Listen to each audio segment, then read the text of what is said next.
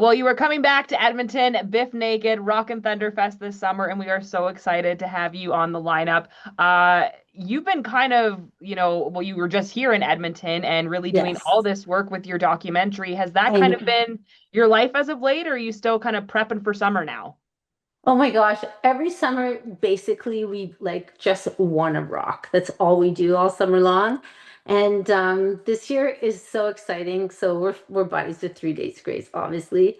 And like Creed. Okay, so I'm flipping out because I'm a super fan anyways.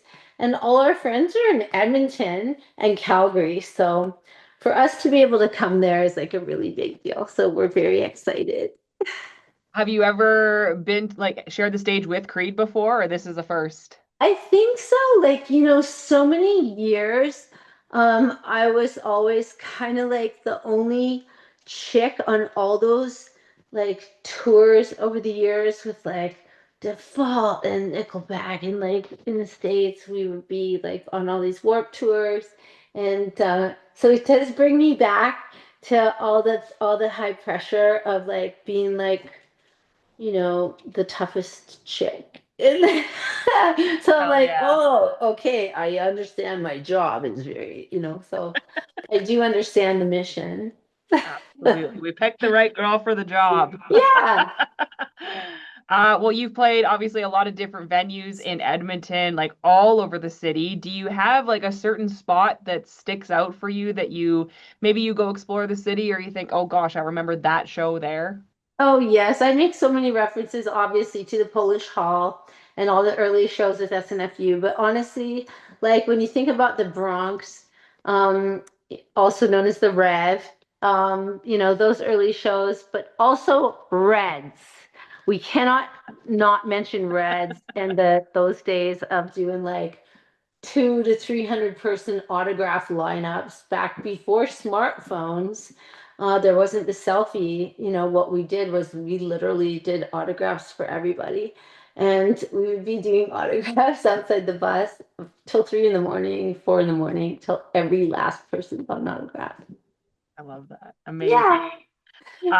You've shared like a lot of powerful words as of late with your documentary, and I mean your book as well. So I guess can you kind of talk to me about how that's compared to? I mean, you've shared powerful words in your lyrics for years, and kind of how this transferred from lyrics to on a page of a book to on the big screen of a documentary at the Garneau Theater in Edmonton.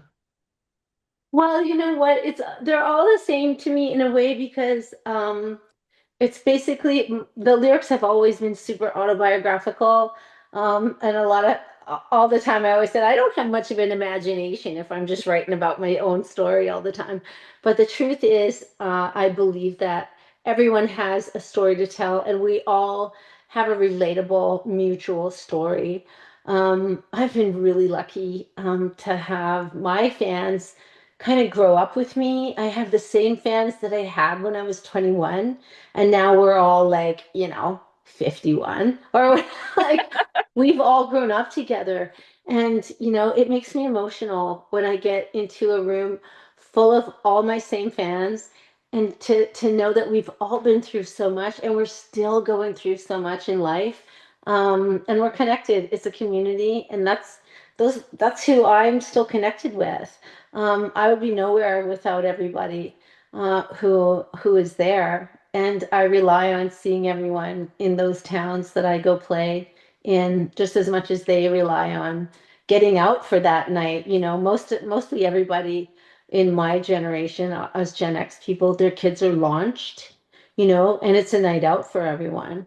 It's also a night out for me, and it's a night that I get to feel that sense of community and mutuality with everyone. So it's just really special.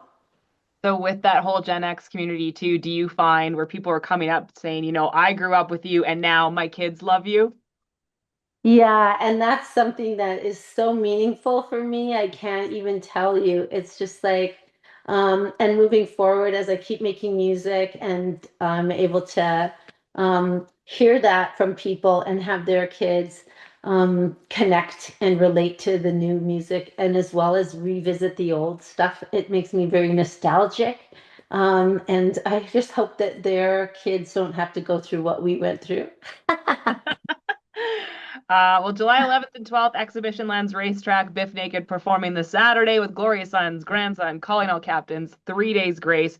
I have asked everyone that I've talked to about Rockin Thunder Fest about the fact that Rick Campanelli, Rick the Temp, is going to be hosting the stage as well. And because I think all the artists have this connection to their Much Music days. Yes, So have it's you seen Rick lately, or is this going to be kind of like a nice little reunion for you guys? I have seen Rick actually. I just ran into him in Toronto a couple months ago, and he looks exactly the same, Yes! only more handsome, right? Because he's a man, he's like a Yes. grown man, and he's a wonderful person. And yeah, his story is just a fairy tale story. He's still in broadcasting, and he's so good at what he does.